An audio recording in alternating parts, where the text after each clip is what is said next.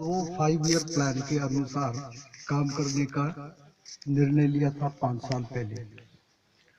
तो पहला first 5 year plan के अंतर्गत ये था कि राजू भाई के खाना पानी के नियम और 4 जहर ये नुकसान है, इसी के कारण हम बीमार हैं, इसको जन जन तक पहुंचाना। अब मैं ये जानना चाहूंगा कि आप में से कितने लोग हैं जिनको ये जिसको ये रियलाइज हो चुका है कि बिना खाना पानी के नियम का पालन किए, बिना 4 जहर को बंद किए हम निरोगी नहीं हो सकते, हम बीमारियां दूर नहीं कर सकते कायम स्वरूपी।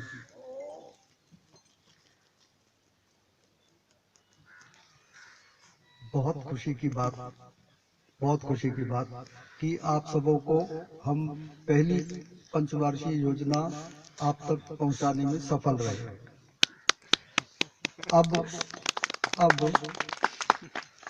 अब ये है सवाल कि अगर हम राजू भाई के नियमों के अनुसार चले, खान पान के 4 जहर के, तो क्या हम निरोगी हो जाएंगे या क्या हम अपनी मौजूदा बीमारी दूर कर सकेंगे?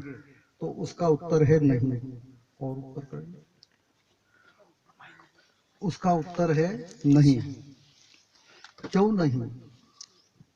तो ये भी संस्था ने 5 साल 6 साल पहले बता दिया था पुस्तक के माध्यम से कि हम जब तक उसके ऊपर दे दो। नहीं ठीक बस नहीं वो हो जाएगा।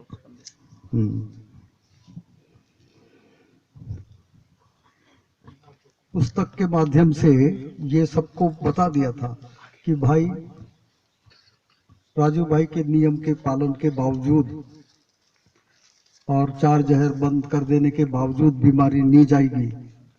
और ये जब संस्था ने आप सबों तक पुस्तक के माध्यम से पहुंचाया तो हमको लगता है इसका प्रचार ज्यादा नहीं हुआ।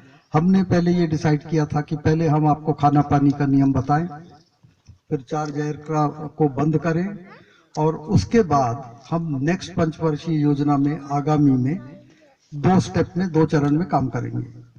पहला क्या है? तो पहला विकार के बारे में बताया गया था, जिसे आप में से कई लोगों ने बहुत ही सहज रूप में लिया, उसकी इंपॉर्टेंस नहीं समझी। सबसे पहले इस विकार को भगवान कृष्ण ने बताया, मनुष्यों ने नहीं माना। फिर साधु संतों ने बताया कि भाई क्रोध लोभ मोह ईर्ष्या मत्सर शत्रु हैं, नहीं माना। फिर संस्था ने सोचा कि हम इस पर विज्ञान का प्रकाश डालें और तब शायद लोगों के समझ में आए। तो अब मैं 2 ही विकार पे शुरुआत करूंगा। अगर समझो आप में से किसी एक व्यक्ति को ब्लड प्रेशर चेक करने वाला यंत्र लगा दे और उस व्यक्ति को गालियां दे दे, थप्पड़ मार दे, थूक दे उसके मुंह पर, तो ब्लड प्रेशर का क्या होगा? बढ़ जाएगा। अब ब्लड प्रेशर बढ़ जाएगा, डॉक्टर के पास जाते हो तो डॉक्टर आगाह करेगा कि अरे भाई तुमको हार्ट स्ट्रोक हो सकता है, हार्ट अटैक, ब्रेन अटैक हो सकता है, पैरालिसिस हो सकता है, अनेक बीमारियां हो सकती। और अगर आप इसको देखना चाहो गूगल साइट पर जाकर या मेडिकल की बुक्स में, तो आपको लगभग 100 बीमारियां मिलेंगी जो ब्लड प्रेशर बढ़ जाने के कारण होती है। संस्था ने अपने माध्यम से ये कहना चाहा कि भाई ब्लड प्रेशर बढ़ गया है, उससे एक पायदान पहले जाओ। ये ब्लड प्रेशर क्यों बढ़ा उस व्यक्ति का जिसको गालियां दी, थूका, तो मालूम पड़ेगा कि इसको हमने गुस्सा दिलाया। तो अब हम बजाय इसके कि ब्लड प्रेशर से क्या बीमारी होती, अब हम ये बोल सकते हैं कि क्रोध करने से क्या बीमारी होती। और भरोसा करिए इतनी बीमारी इस गुस्से से होती जिसको हम आए दिन झलकाते रहते हैं, बल्कि गुस्सा एक माध्यम बना करके लोगों पे ये जताने की कोशिश करके कि देखो मैं 30 बार खान हूं, मेरे इसमें नहीं पंगा नहीं लेना। तो कहने का अर्थ ये कि उनको पता ही नहीं कि कई बीमारियां जो आज हार्ट की है, ब्रेन की है, पैरालिसिस है, हाइपरटेंशन है, ब्लड प्रेशर है, ये सारी बीमारियों का मूल कारण है क्रोध। तो इस विषय को संस्था ने द्वितीय पंचवार्षिक योजना के अंतर्गत डाला तो पहली योजना होगी 2011 से लेकर के 16 तक, 17 तक आप चल सकते हो, क्योंकि 12 में हमने व्याख्यानों का शुरुआत की थी। तो 2012 से 2016 आ गया है, और मुझे इतनी प्रसन्नता है कि आप में से 90% लोगों को ये पता है खाना पानी की वजह से बीमारियां नहीं ठीक होती। अब जब हमने पहली पायदान में सफलता हासिल कर ली, तो अब हमको दूसरा पायदान 2017 के बाद शुरू करना है। वो होगा विश्वव्यापी काम। आज देख लो, दो देशों के बीच का झगड़ा क्या है? द्वेष, जलन। जलन क्या है? विकार। दो देशों के झगड़े, अंतर्गत झगड़े ले लो, भाई बहनों के झगड़े ले लो, माँ बाप के। आजकल तो इतना नीचे स्तर पर आ गया कि पति पत्नी तक आपस में द्वेष रखते, क्रोध रखते, अहंकार रखते। और जब तक ये विकार रहेंगे तब तक हम निरोगी होने की कल्पना छोड़ देना पड़ेगा। अब मैं ये बताना चाहता हूं दूसरे उदाहरण से कि किसी व्यक्ति को ब्लड प्रेशर नापने वाला यंत्र लगा दो और उसको बोलो कि भैया तेरे गांव में भूकंप आया, अभी अभी मुझे मैसेज आया है, और भूकंप में तेरे माँ बाप, भाई बहन, पति बच्चे, पत्नी बच्चे, ये सारे के सारे दब के मर गए और तेरा मकान भी ढह गया। आप अगर उसके चेहरे को देखोगे, उसकी बॉडी लैंग्वेज देखोगे, तो आपको ये लगेगा वो आदमी में एज इफ उसकी हड्डियां निकाल दी गई है, वो कोलैप्स होता सा जमीन पर बैठ जाएगा। क्या क्या हुआ उसको, ये केवल शब्द सुन के? तो जो ब्लड प्रेशर था वो लो हो गया, घबराहट के कारण, डर के कारण। ब्लड प्रेशर लो हुआ तो क्या हुआ? जो रक्त मस्तिष्क की ओर जा रहा था पावरफुली, जिसके दम पे आप गुस्सा कर रहे थे, कुछ दिखा रहे थे, वो अब कम हो गया। कम हो गया तो दिमाग ने पूर्ण रूप से चलना बंद किया, तो उसकी सोचने की शक्ति कम हो गई। वो बोलता है कि मेरे आंख के आगे अंधेरा आ रहा है। क्यों आ रहा है? आंख में ब्लड उतना नहीं पहुंच रहा जितना पहुंचना चाहिए था। वो बोलता है मेरा कंठ सूख रहा है। ये सारा विवरण महाभारत में भगवान कृष्ण ने, महाभारत के युद्ध में जब अर्जुन ने बोला कि नहीं, मैं लड़ाई नहीं करूंगा, और उसने धनुष बाण रख दिया, और भगवान ने जानबूझ के नाटक कराया था कि उसके मन में डर पैदा किया कि देख, तुझे तेरे दादा की हत्या करनी पड़ेगी, तुझे तेरे गुरु को मारना पड़ेगा, तेरे भाइयों की पत्नियों को विधवा बनाना पड़ेगा। तो इस डर से उसका ब्लड प्रेशर लो हुआ। तो सिर से अगर हम देखें तो मस्तिष्क ने काम करना बंद किया, आंख पर देखें तो आंख को दिखाई नहीं दे रहा साफ, कंठ देखें तो सूख रहा है, पेट देखें तो उसमें गोला बन रहा है, और उसके अंतर्गत कॉन्स्टिपेशन हो जाता है, माने टट्टी नहीं होगी, भूख नहीं लगेगी, बहुत सारी क्रियाएं हैं उसकी शारीरिक बंद हो जाएगी। मेडिकल साइंस उसे हर एक्शन को, हर सिम्टम को एक बीमारी के रूप में देखेगी और बोल देगी भैया तुमको तो 10-12 बीमारियां हैं। अब ये बताइए, एक स्टेप पहले जाइए, उसके शरीर में ये सारी बातें उत्पन्न क्यों हुई? तो हमको मालूम पड़ेगा कि वो डर गया, तो माने उसका ब्लड प्रेशर लो हो गया। अब उससे भी एक स्टेप पहले जाइए, ब्लड प्रेशर लो क्यों हुआ? क्योंकि वो डर गया।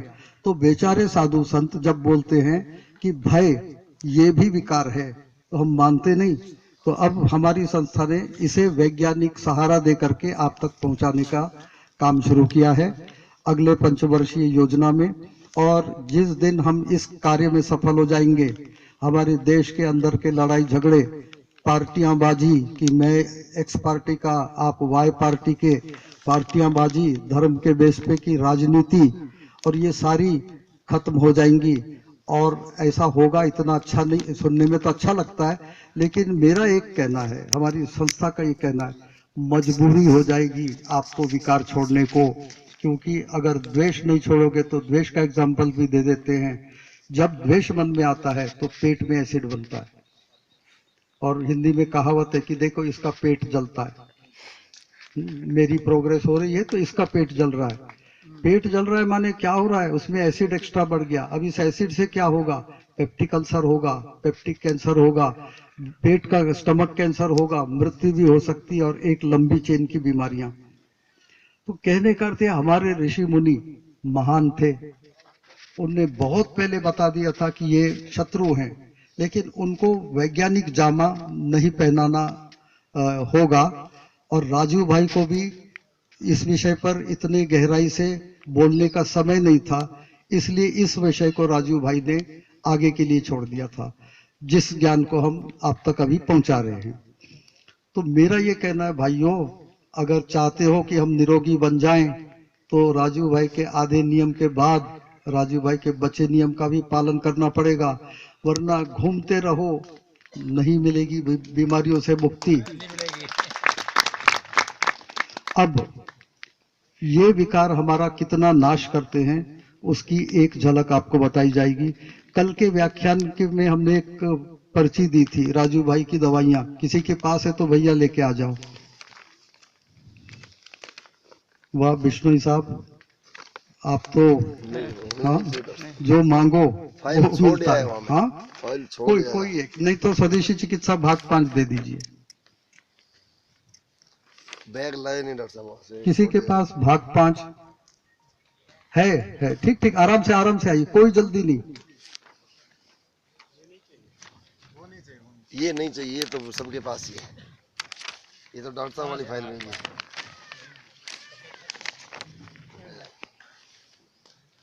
बहुत बढ़िया सर, ये भाग 5 आ गया। बहुत अच्छी बात बता रहे हो। ठीक, आप मांग लेना। आपका नाम भाई है? प्लीज मांग लेना।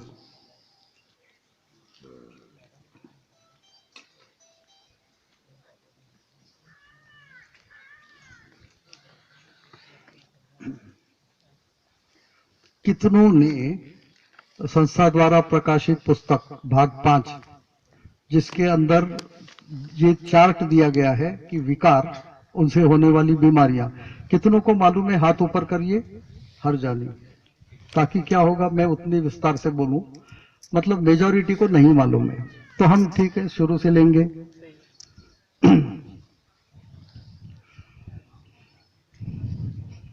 देखिए, हमारे शरीर में 7 ग्रंथियां हैं, जिसे इंग्लिश में कहते हैं एंडोक्रीन ग्लैंड्स। एंडोक्रीन ग्लैंड्स तो पोस्टमार्टम के बाद या शरीर ओपन करने के बाद समझ में आई, लेकिन ये भारत के सबसे महान वैज्ञानिक ऋषि मुनि, इनने बिना माइक्रोस्कोप के, बिना सर्जरी के, बिना किसी ज्ञान के, केवल अंतर ज्ञान के बल पे या सूक्ष्म शरीर के बल पे ये जान लिया था कि 7 चक्र हैं, और उनको नाम भी दे दिए थे। 5000 साल पहले विवरण मिलता है उसके। अगर और पहले जाएं तो भगवान कृष्ण ने जब भगवत गीता बोली तो उसके अंतर्गत उन्होंने इन 7 चक्रों का डिस्क्रिप्शन दिया है। तो माने देखो, आज के वैज्ञानिक और हमारे पहले के वैज्ञानिक, इसलिए भारत सचमुच, अगर कोई बोलता है मेरा भारत महान, तो ये सही बात है। और उन्होंने ये बता दिया था कि 7 चक्र हैं और 7 विकार हैं। ये रिलेशन नहीं कि एक चक्र एक विकार, वो बात नहीं है। 7 चक्र हैं, लगभग 7 विकार हैं। षड ऋतु, उनको षड रिपु बोला गया है। और हम जब भी कोई विकार मन में लाते, अब आप सोचेंगे विकार क्या है, तो गुस्सा आ जाता है हम सबों को, विकार है। जलन उत्पन्न होती है दूसरे को देख के, सामान्य बात है। हाड़ मांस के बने माया के अंतर्गत शरीर है हमारा, तो आएगा, जलन होगी, क्रोध होगा, लोभ होगा, लालच, मोह होगा, प्रेम, भय होगा, डर। और इस प्रकार देखें तो वही सेंटेंस जो रटा हुआ है दिमाग में, क्रोध, लोभ, मोह, राग, द्वेष, ईर्ष्या, मत्सर और काम। तो ये सब के सब हमारे जीवन में आएंगे, इनसे हम बच नहीं सकते। आपके मन में आएगा कब तक बच नहीं सकते? तो जब तक आप भक्ति मार्ग से भगवान को प्राप्त ना करें, और फिर भगवान अगर ये देखें कि ये योग्य पात्र है, वो आपको माया से परे ना हटाएं, मायातीत ना करें, तब तक आप इन विकारों के वशीभूत रहेंगे। चाहे कितना ही जोर मार लो, नहीं जाएंगे। लेकिन क्या हम निराश हो जाने चाहिए कि नहीं जाएंगे तो हम प्रयत्न ही ना करें? और भगवान ने बोला ये जाएंगे नहीं, पूर्ण रूप से जड़ से निकालना है तो भक्ति मार्ग में आना होगा। लेकिन एक काम आपका हमने फ्रीडम दी कि आप इसे जितना चाहें उतना कम कर सकते, लगभग ना के बराबर भी कम कर सकते इन विकारों को। तो अब हम ये देखेंगे कि विकार वाकई में शत्रु हैं या वाकई में नुकसानदेह है या वाकई में इन विकारों को निकाले बिना हम निरोगी नहीं हो सकते या एग्जिस्टिंग बीमारी दूर नहीं कर सकते। तो इसमें 3 चीज आपको बताई जाएंगी। एक, मन में आने वाले विकार, मन में।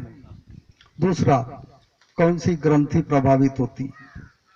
तीसरा, कौन सी बीमारी पैदा होती।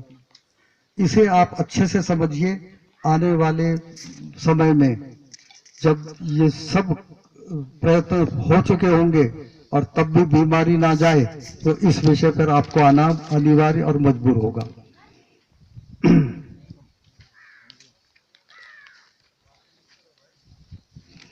देखिए, पहला विकार हम ले रहे हैं क्रोध। क्रोध की भी 2 सोर्सेस हैं। आपको गुस्सा दिलाने वाला आपसे ताकतवर, माने एक गुंडा, तो वो क्रोध अलग, उससे उत्पन्न होने वाली बीमारियां अलग। और दूसरा क्रोध है, क्रोध दिलाने वाला आपके सामने कुछ भी नहीं, सामान्य भाषा में मच्छर, जिसे आप जब कभी चाहो मार सकते हो, पर उसकी होने वाली बीमारियां अलग। तो ये दोनों क्रोध का अलग अलग विवरण आपको बताया जाएगा। तो हम पहला क्रोध ले रहे हैं कि क्रोध दिलाने वाला आपसे ताकतवर, और जो ग्रंथि आपकी प्रभावित होती है वो है यहाँ पर master gland, pituitary gland. Hindi में हमारे संतों ने, पूर्वजों ने जिसकी खोज की थी उसका नाम है सहस्र आर चक्र, क्राउन चक्र। और इस चक्र को बिगाड़ने वाला चीज है क्रोध, जिस गुस्से को आप बिल्कुल भाव नहीं देते, और उस क्रोध के कारण सारी बीमारियां सर से पैर तक, heart attack, brain stroke, paralysis से लेकर के दुनिया भर की बीमारी, संक्षेप में कहूं तो सब की सब न ठीक होने वाली दीर्घकालीन बीमारियां इस क्रोध के कारण होती। अब बीमारियां कौन सी है वो भी जानना आवश्यक है। तो वो बीमारियां वो हैं जिनकी उत्पत्ति किसी जीवाणु से नहीं होती, किसी जीव से नहीं होती। उदाहरण के लिए, निमोनिया आपको हो गया है तो उसका एक कीड़ा है, मलेरिया हो गया है उसका भी एक कीड़ा है। इस तरह जितनी बीमारियां जीव से उत्पन्न होती, कीटाणु, जीवाणु, पैथोजन, वायरस, फंगस, वो सब की सब ठीक होने वाली, वो उनमें से एक भी हमको दीर्घकालीन नहीं बनती। दीर्घकालीन बीमारियां जो अभी मैं लिस्ट बताऊंगा उनमें से आप में से कोई ये बता दे कि हाँ इसका जीवाणु हमको मालूम है। तो चलिए, अस्थमा बताइए कौन से कीटाणु से होता। कैंसर, ब्लड प्रेशर, इस तरह की अगर मैं शुरुआत करूं तो 14 बीमारियां हैं जिनकी उत्पत्ति किसी जीवाणु कीटाणु से नहीं होती। और इन 14 में से कोई भी या कोई 1-2 बीमारी आपको हो सकती। लेकिन अगर आपका क्रोध बहुत ज्यादा है, जन्मजात है या बाद में आया है, उस व्यक्ति को ही फिट्स आते हैं, मिर्गी। माने जब उसका क्रोध इतना ज्यादा होता है कि ये हमारी पिट्यूटरी ग्लैंड जज कर लेती कि अरे बाप रे, अब अगर इसको इस सीमा के बाहर भी आगे जाने दिया तो इसके तो या हार्ट बस्ट हो जाएगा या कई सिस्टम फेल हो जाएंगी। इसलिए वो उसको फिट्स दिला देता है, गश खाता है, गिर जाता है, होश नहीं रहता है, और जब ठीक होता है तो उसका ब्लड प्रेशर सामान्य हो चुका होता है।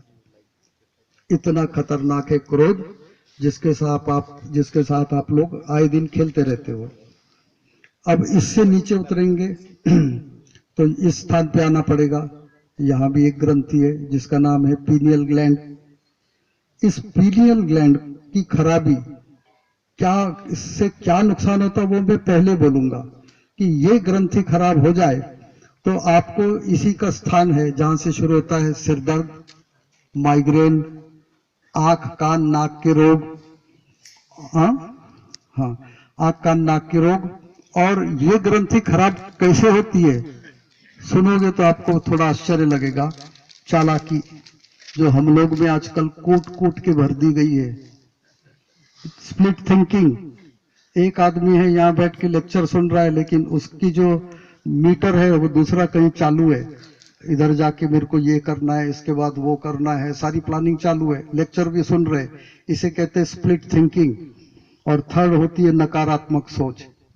नकारात्मक सोच माने चाहे कितनी अच्छी बात सामने दिखाई दे रही हो, लेकिन जलन के मारे हम बोलेंगे नहीं नहीं ऐसा नहीं, ऐसा है। मोदी भाई के वो नोट बैन के लिए कईयों ने नेगेटिव नकारात्मक सोच भी दिखाई, उन सबसे आप भली भांति परिचित हो।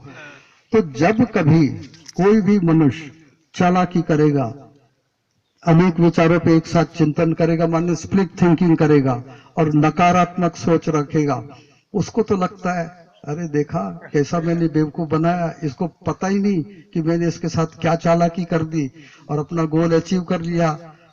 आप बोलोगे लेकिन वो तो देख रहा है, अरे उसके पहले ये देख रहा है, ये ग्रंथि, और ये ग्रंथि खराब होती है और इधर से चालू होता है माइग्रेन, सिर दर्द वगैरह वगैरह। उसके नीचे हम उतरते तो हमारा इस ग्रंथि के बाद इधर है, इसको तीसरी आंख भी बोलते शंकर भगवान की।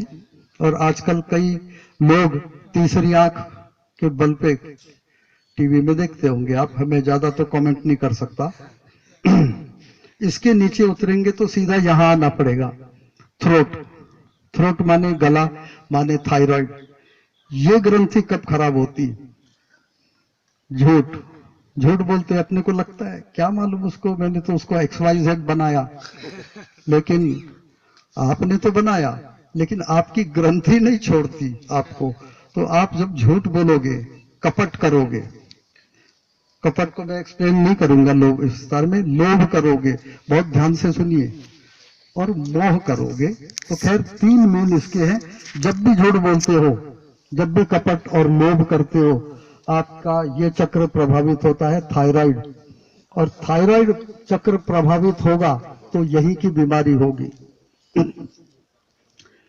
यहां पे क्या क्या है, यहां से बीमारियां होती, इस जगह से ही सांस की न ली जाती, इसलिए दमा। यहीं से सांस ली जाती, इसलिए श्वसन क्रिया से संबंधित रोग। उसके बाद पचन संस्था से, क्योंकि अन्न नलिका भी यहीं से जाती, तो पचन संस्था से संबंधित रोग। और मजे की बात, आजकल थायराइड हो रही है। थायराइड बपौती थी खाली महिलाओं की, आजकल पुरुषों को भी थायराइड होने लगा। मेरे पास जब केस आते हैं थायराइड के और वो जेंट्स होता है, तो मुझे ये समझ नहीं आता मैं क्या करूं, क्या दवा दूं। भैया लेडीज लोग की मजबूरी है झूठ बोलना, लेडीज की मजबूरी है कपट करना, लेडीज की मजबूरी है लोभ करना। कारण अगर वो ऐसा ना करे तो हमारा पुरुष प्रधान समाज उनको डांट फटकार लगा के दबा देगा। फॉर एग्जाम्पल, लड़का ने कोई कसूर किया है, माँ झूठ बोल जाएगी, नहीं नहीं ये उसने नहीं किया, ये तो समझो घर का कांच का बहुत कीमती सामान टूट गया और घर का प्रमुख आए और वाइफ को बोले ये किसने किया, तो वो झूठ बोल जाएगी, मजबूरी है उसकी कि नहीं नहीं ये इस आपके बेटे ने नहीं किया, तो ऐसे गिर गया वैसे गिर गया, एग्जाम एक्सेट्रा। तो कहने का अर्थ, जब भी हम झूठ बोलेंगे ये मत सोचो कि सामने वाले को समझ नहीं आ रहा, कपट करेंगे, लोभ करेंगे, थायराइड ग्लैंड बिगड़ेगी और इतनी बीमारियां, जिसमें मेन है दमा। हमारे पास जब अस्थमा के केस आते तो हम सोचते क्या बोलूं, अगर मैं खुला बोल दूंगा तो ये बोलेंगे ये डॉक्टर नहीं पागल है, जो हमको बोलता है कि झूठ बोलना बंद कर दो दमा ठीक हो जाएगा, नहीं मानते। अब इससे नीचे उतरते हैं जिसका नाम है heart, thymus, thymus gland, heart, हृदय चक्र। और हृदय चक्र बिगड़ा तो क्या बीमारी होती, आप अंदाजा तो लगा गए होंगे। हृदय के रोग, जितने हार्ट के प्रॉब्लम वाले लोग हैं वो सोच ले जो मैं भी इसके बाद बोलने वाला हूँ।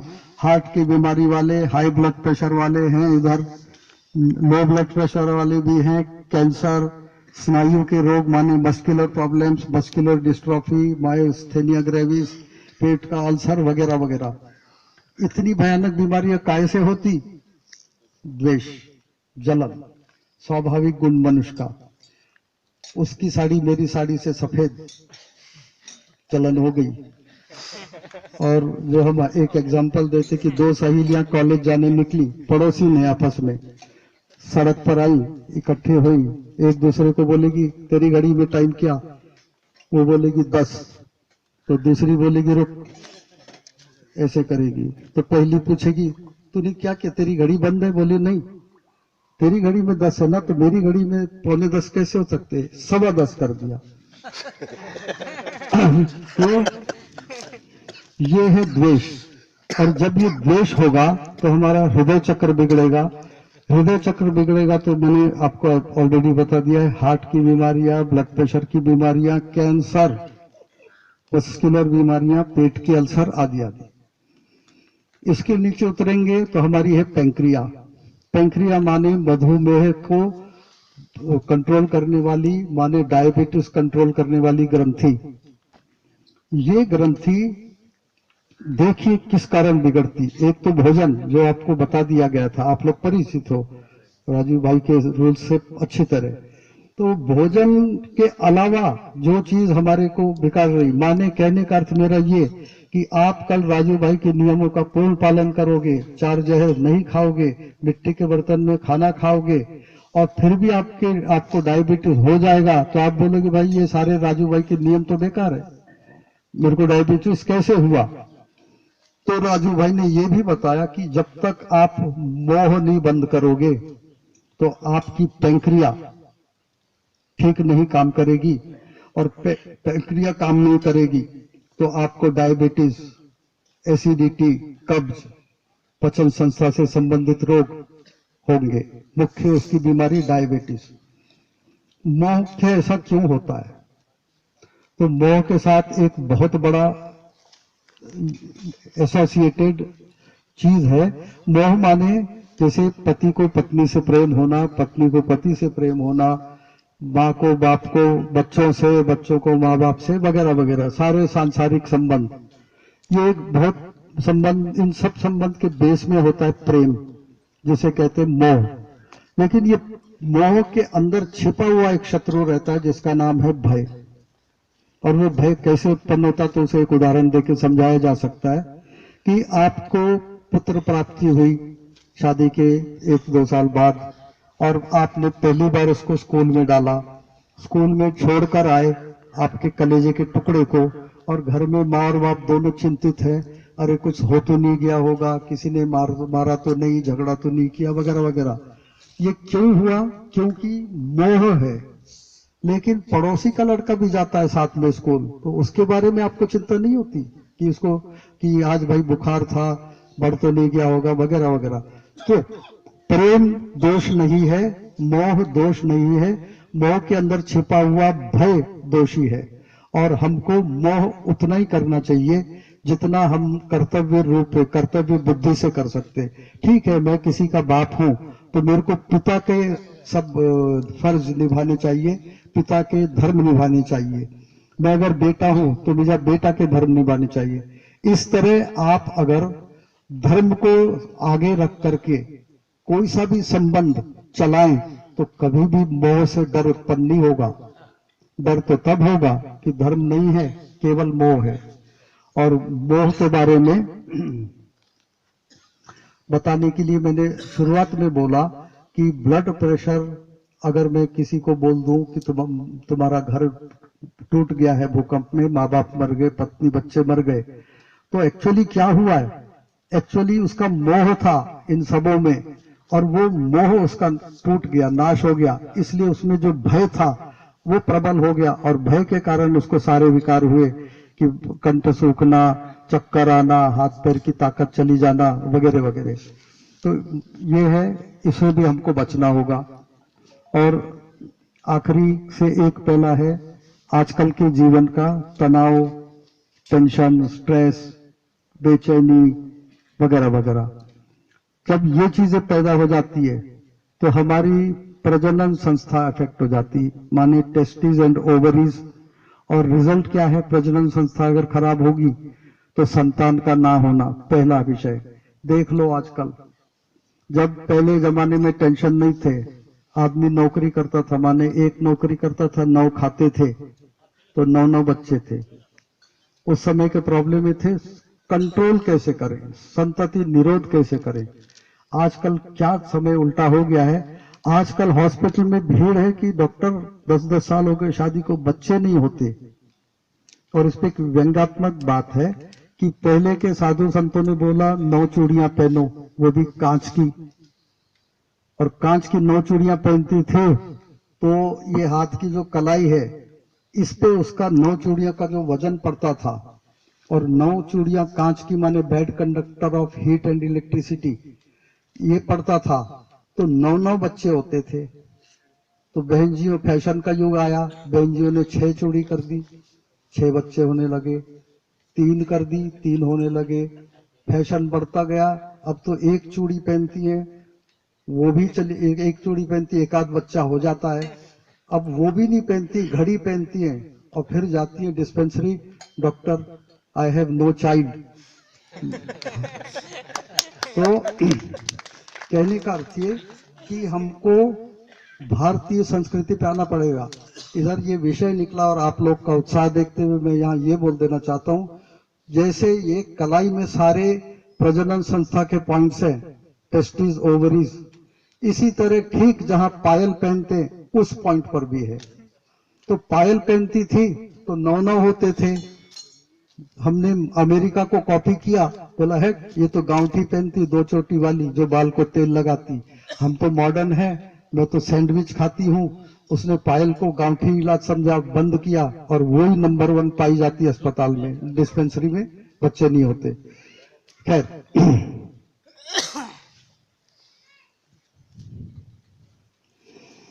अब ये देखेंगे कि इस तनाव चिंता भरे जीवन ने, स्ट्रेस वाले जीवन ने, मैं आप में से अनेकों के चेहरे पे वो चिंता तनाव देख सकता हूँ स्पष्ट, और उसके कारण क्या बीमारी हुई संतान ना होने के अलावा।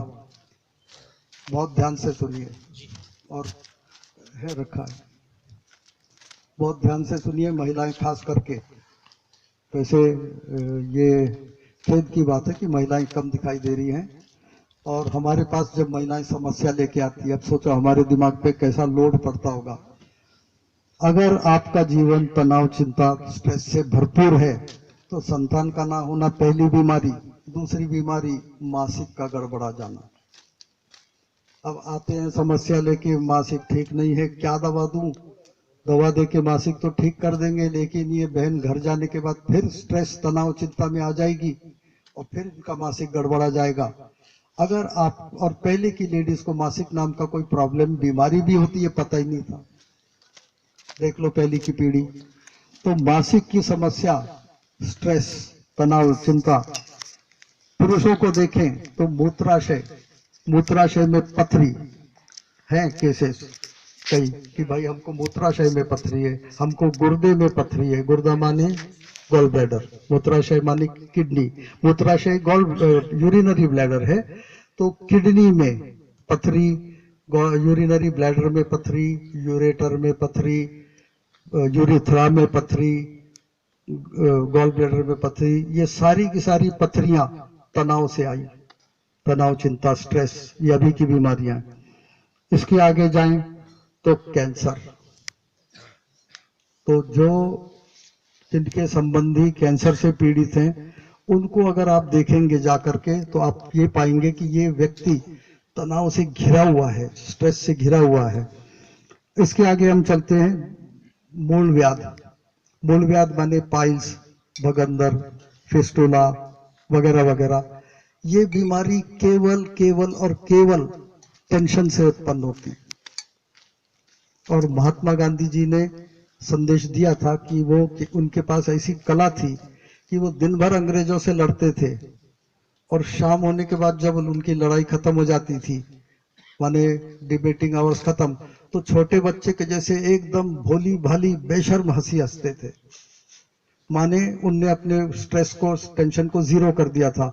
और सवेरे उठ के वो मालिश करा लेते थे और दूसरे दिन वैसे ही बिना किसी इसके हो जाते थे कि मानो कुछ घटना घटी ही ना हो, फिर से फ्रेश नए सिरे से अंग्रेजों से मिलते थे। ये टेक्निक हमको डेवलप करना पड़ेगा। ये टेक्निक आपको दूसरी पंचवार्षीय इसके तहत दूसरे सत्र में बताई जाएगी। अभी आपकी परिपक्वता नहीं है, इसलिए आपको समझा भी नहीं सकते।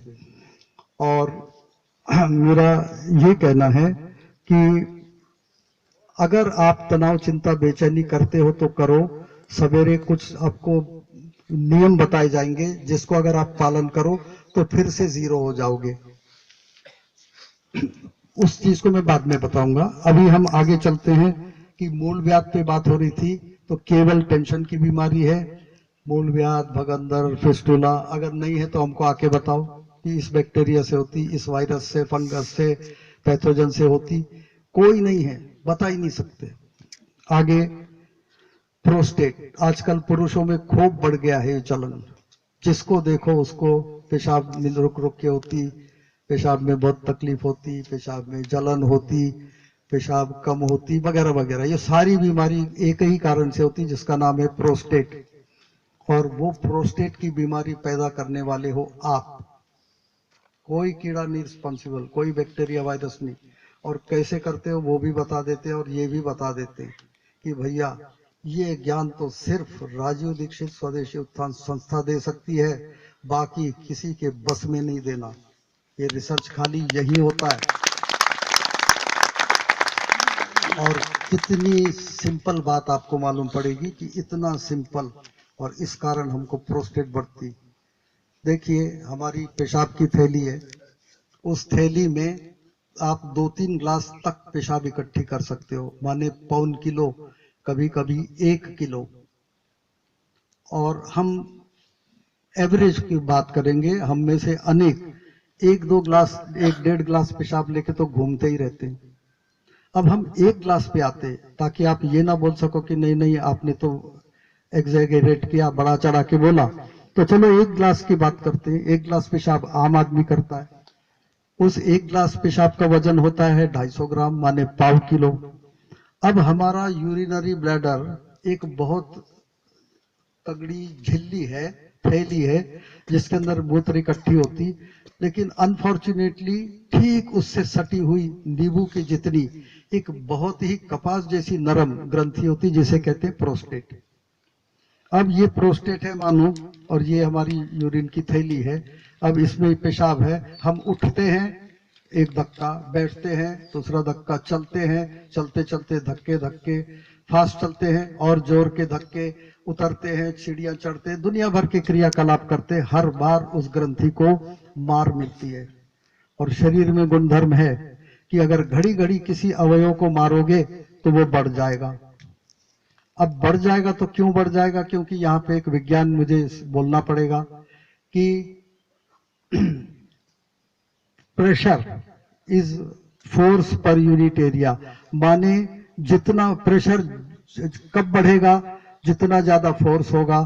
और प्रेशर कब बढ़ेगा? जितना कम एरिया ऑफ कांटेक्ट होगा।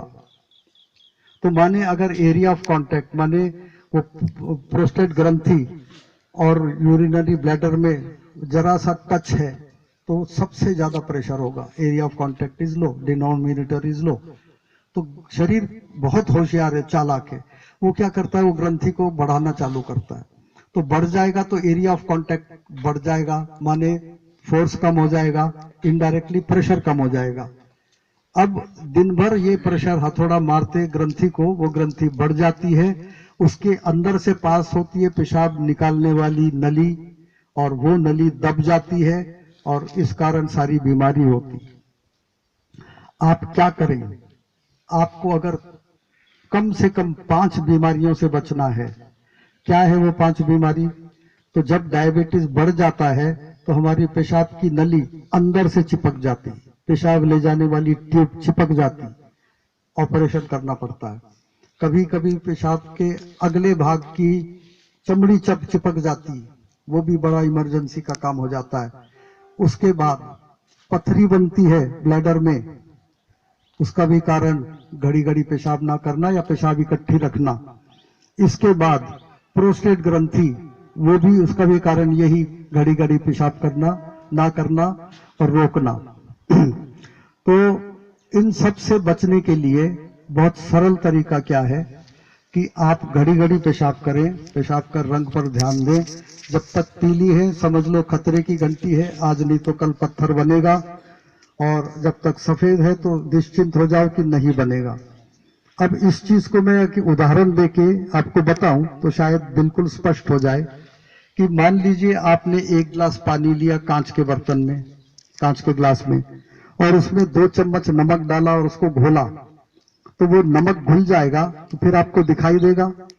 नहीं। माने अब उस पानी के गिलास में सॉलिड पार्टिकल है ही नहीं। अब उस ग्लास को मैं छानू कपड़े से तो कुछ छाननी के ऊपर आएगा नहीं। अब मैं उस पानी को कढ़ाई में या भगोने में डाल के गर्म करना चालू करूं, तो जैसे जैसे पानी भाप बन के उठता जाएगा तैसे तैसे ये सॉल्यूशन गाढ़ा होता जाएगा। एक समय आएगा कि फिर से वो नमक तल में बैठ जाएगा। ये कहां से आया? क्योंकि पानी को नमक को घोल के रखने की शक्ति क्रॉस हो चुकी। तो अब मैं अगर उसमें फिर से थोड़ा पानी डालूं तो वो नमक क्या होगा? और बढ़ेगा या गायब हो जाएगा? हाँ, गायब हो जाएगा, घुल जाएगा, पानी डाला है। तो समझ लो आपके पेशाब की थैली में पथरी जम गई है। मिट्टी जमती है पहले, मिट्टी वो इकट्ठा होकर पथरी बनती। तो मिट्टी जम गई थी, अगर आप थोड़ा पानी उस मिट्टी में डाल दें तो मिट्टी घुल जाएगी, लेकिन पानी तो आप डाल नहीं सकते ब्लैडर में, तो पानी पी लो। पीने से ब्लड में जाएगा, ब्लड से यूरिन में आएगा। पहली वाली यूरिन गाढ़ी थी, अभी वाली यूरिन डाइल्यूट है। दोनों के मिश्रण से वो मिट्टी घुल जाएगी और पथरी से बच जाओगे। तो कहने का अर्थ, दिन में कई बार पेशाब करो, भरपूर पानी पियो, पेशाब के रंग देखो, आप 4-5 बीमारियों से बच जाओगे। उसके आगे चलते जो सबसे इंपॉर्टेंट है, देखो भाई, भगवान सब सहते। आप गुस्सा वाले हो, भगवान बोलेंगे जाने दो, अज्ञानी है, माफ कर देंगे। जलन वाले हो, माफ कर देंगे। चालाक एक नंबर हो, माफ कर देंगे। क्योंकि भगवान ने एक जगह बोला है भगवत गीता में, डायरेक्टली नहीं बोला, इनडायरेक्टली उसका प्रचार करने वाले एक बहुत ऊंचे संत हैं जिनका नाम है कृपालु जी महाराज। तो ऐसा कहते हैं लोग कि उनकी भगवान से बातचीत होती। तो एक दिन कृपालु जी महाराज बोलते हैं कि एक आदमी आया कृपालु जी के पास, अरे क्या करूं जी, एक ही बेटा है, ऐसा है, मुझे गालियां देता है, दारू शराब पीता है, ऐसा करता है, वैसा करता है, तो मैं तो जीवन से तंग आ चुका हूं, मरना चाहता हूं।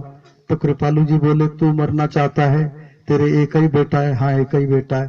बोलो भगवान को सोचो, उसके इतने सारे बेटे और सबके सब 420, एक भी मां ठीक नहीं है, तो सबको मालूम है, हम सबको। तो बोलते वो सोचो, वो आत्महत्या करने की नहीं सोचते, भागने की नहीं सोचते, इतने सारे 420 होके तुम एक से क्यों तंग हो? तो कहने का अर्थ ये, भगवान सब सह लेते, एक चीज नहीं सहते जिसका नाम है अहंकार। अब समय होगा मैं पूछ लूंगा, आदरणीय प्रदीप भाई तो वहां पर हैं, तो समय अगर होगा तो मैं वो कहानियां बोलूंगा, अन्यथा हम लास्ट विकार के पॉइंट पे आ रहे हैं। कुछ देर का विश्राम लेंगे, आप लोग घूम फिर के आइए। अभी अभी पेशाब के बारे में बताया है, तो एक एक्सपेरिमेंट करके आइए। और जाने के पहले ये कि लास्ट है अहंकार। अहंकार का मैं इस समय केवल आपको परिचय दे रहा हूं, आने के बाद विस्तार में बात होगी।